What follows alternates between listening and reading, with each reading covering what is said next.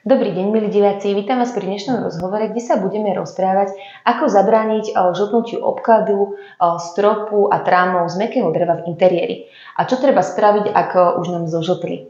Moje meno je Janka Repáková a u nás v FRB vítam odborníka na natiery na drevo, pána Antona Macangu. Ahoj. Ahoj, Tona, ahoj.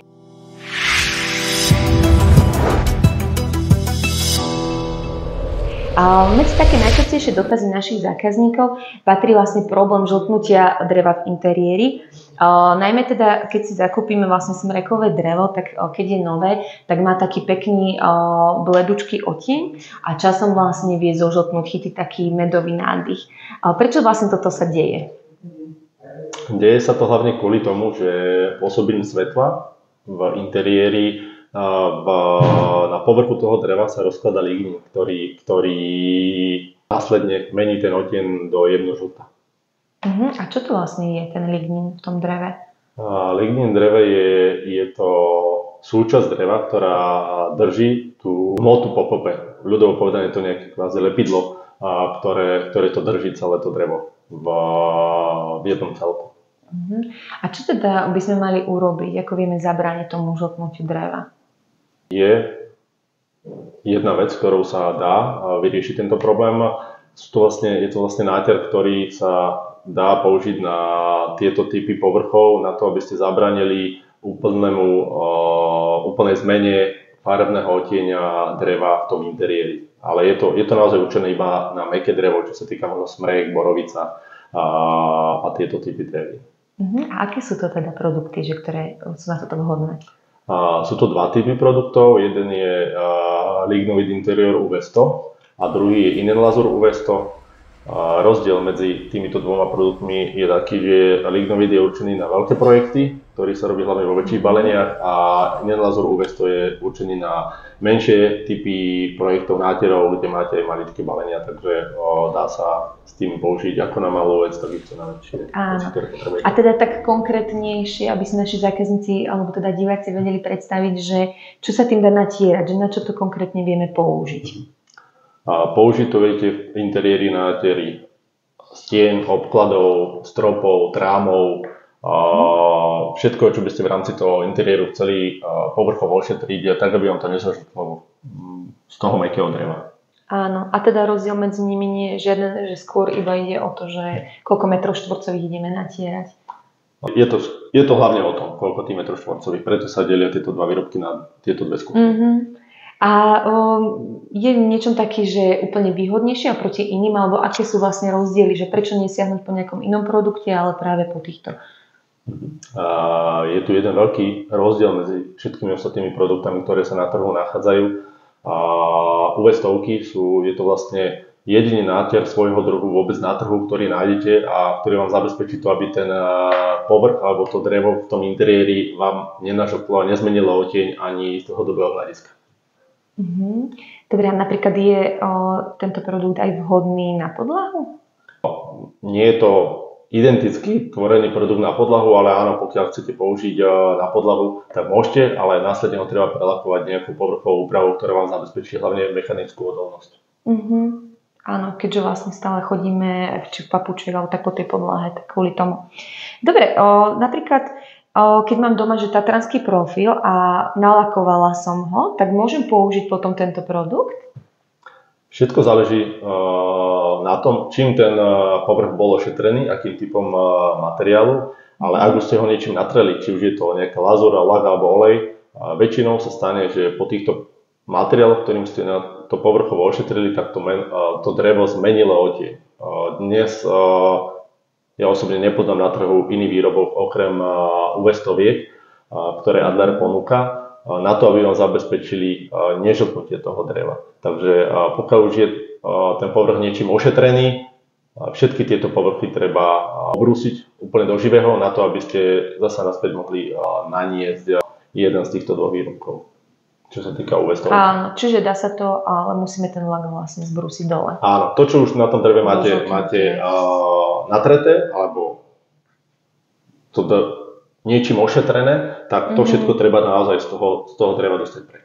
Áno, a vlastne už aj keď je to drevo zožltnuté, tak ísť až akoby do surova však, že aby už tam bolo ten pôvodný odtieň proste toho dreva. Áno, ide o to, že ten odtieň toho dreva, toho nažrtnutia, keby ste to nemali povrchovo ošetrené, vám je jemno zmedovatí. Napríklad dostane zhruba takýto odtieň, pokiaľ to ničím neošetríte. Na to, aby ste to dostali zasa do nejakého živšieho odtieňa, tak to drevo alebo tú vrchnú časť musíte komplet celú zbrustiť do živého na to, aby sa to zdegradované drevo dostalo z toho povrchu preč. A potom následne to môžete použiť niektorým, dajme tomu, z tých vlečích odtieňov alebo transparentný odtieň z odtieňov UV stoviek. A napríklad, keď máme tatranský profil v kúpeľni, je tam vhodný jeden z týchto natierov? Kúpeľne je také, by som povedal, dosť kritické miesto z hľadiska vlhkosti. Je možné to tam použiť, ale zasa následne treba tento povrch prelakovať kvôli nasiakavosti a problémy s vlhkosťou produktom, ktorý bude odolný voči vlhkosti, aby to drevo spätne zasa do seba nenaťahovalo vlhkosť, lebo vieme, že potom s vlhkosťou sú spojené problémy napríklad z hľadiska plesne a problémov, ktoré sú s tou vlhkosťou spojené. Takže pokiaľ sa to áno prelakuje výrobkom, ktorý je na to vhodný, tak potom môžete použiť UV stovku aj na povrchy, čo sa týka kúpania. A tam vlastne aj, keby to nepoužijeme a máme tam iba ten olej a napríklad si, ja neviem, už pricháme ruky, tak nám tam vedia zostať vlastne také krúžky potom po tej vode. To je jeden z najhlavnejších problémov, s ktorým sa ľudia potýkajú, že pokiaľ to povrchovo chemicky neošetríte nejakým prípravkom alebo nejakým materiálom, tak presne flaky vám môžu zostať aj po čistej vode. Dobre, teraz napríklad, keď máme natretý tatranský profil niečím tmavým a chceme teraz, že bledý odtieň, tak prekryje to, alebo aký je postup, keď to chceme dosiahnuť, aby bol zrazu bledý? Sú dva spôsoby, ako sa to dá dosiahnuť. Jedna je taká klasická forma, že to celé zbrúsite vo forme doživa a natriete na ten komplet vybrúsený povrch zasa UV stovku v tom zvolenom farebnom odtieni, ktorý chcete. Alebo je tu druhá varianta, kde sa nechcete toľko narobiť, ale už tam použijete iný výrobok, iný typ výrobku, ktorý vám prekrie z časti tú kresbu dreva, aj keď nie úplne, ale zmeníte z toho tmavého odtieňa na nejaký aj bledučky, akýkoľvek. Naozaj tá variabilita je tam veľmi široká a myslím si, že každý zákazník by si tam našiel v tej paletovej farebnej škále svoj odtieň, ktorý sa mu páči. A aký je to produkt teda? Ak by sme sa chceli vyhnúť tomu úplnému brúseniu, tak ako sa má ten produkt? Tento produkt je Adler 5 v 1 kolor. Dobre. Môžeme ísť na ďalšiu otázku.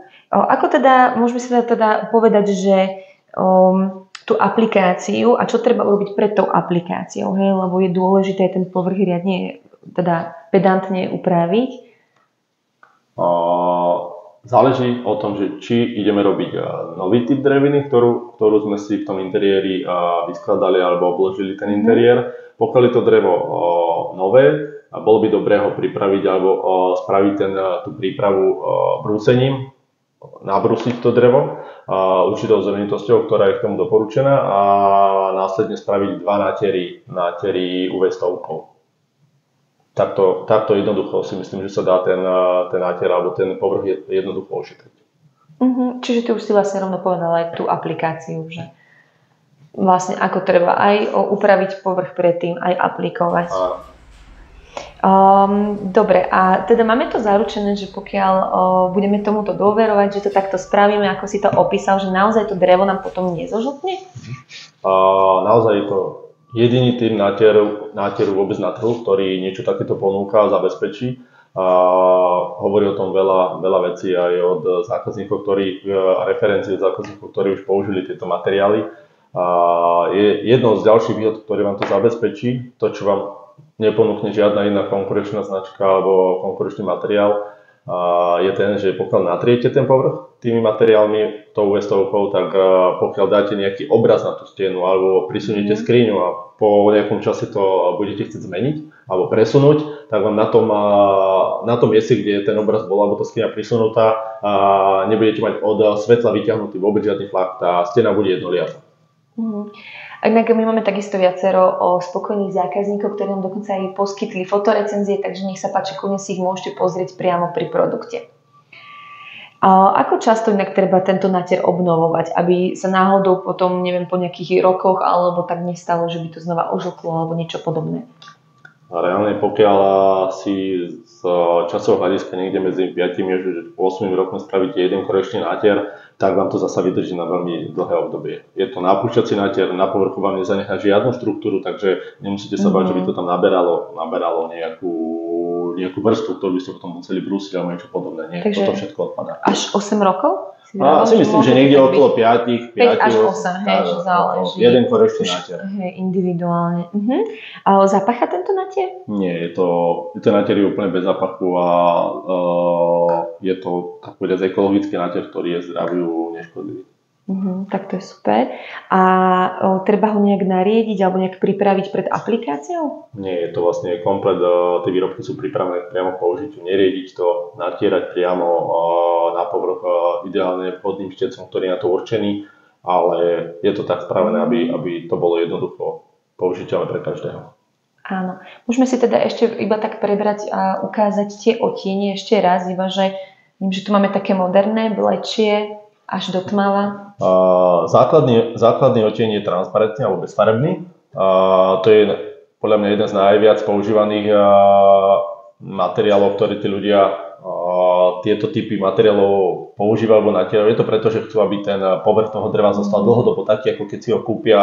Taký úplne prírodzený. A potom sa tie odtiene ťahnú od jemno bledých odtieňov až po viac bledé alebo namliečnené odtiene, kde tá farebná škála môže byť ďalej aj o moc širšia. Hej, tam je nekonečná škála plus minus 50, 100 odtieňov, ktoré viete v tom urobiť, ale najpoužívanejšie sú asi bezfarebné a tie 4 z tých jemno namliečnených odtieňov, ktoré vám tú kresbu dreva, toho smreku, dajme tomu v interiéri, zvýraznia a ukážu naozaj krásu toho povrchu. Áno. A vedel by si našim zákazníkom povedať, že prečo by si mali tento produkt kúpiť práve od nás z FRBSK?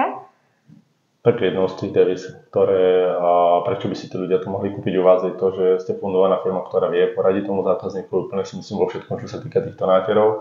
A robíte aj s nami už dlhé obdobie, držíte a predávate tie materiály a u seba máte ich skladnú, viete to doručiť kdekoľvek v rámci Slovenska a si myslím, že z jedného dňa na druhý, čo je 24 hodín. Ten servis je si myslím, že na vysokej úrovni. Dobre, tak ti veľmi pekne ďakujeme za uznanie. Myslím, že všetko podstatné sme si povedali, tak ti veľmi pekne ďakujem. Ďakujem. A maj sa pekne. A vy, milí diváci, ak máte záujem o jeden z týchto produktov, si ho zakúpiť, aby vám teda nezožltlo drevo, tak nech sa páči, môžete u nás na e-shope www.frb.sk a pokiaľ máte ešte nejaké otázky, tak neváhajte a zavolajte nám na telefónne číslo 041 202 8892 alebo môžete napísať e-mail nášmu špecialistovi na specialista@frb.sk. Veľmi pekne vám ďakujem za pozornosť a prajem vám krásny deň. Dovidenia. Dovidenia.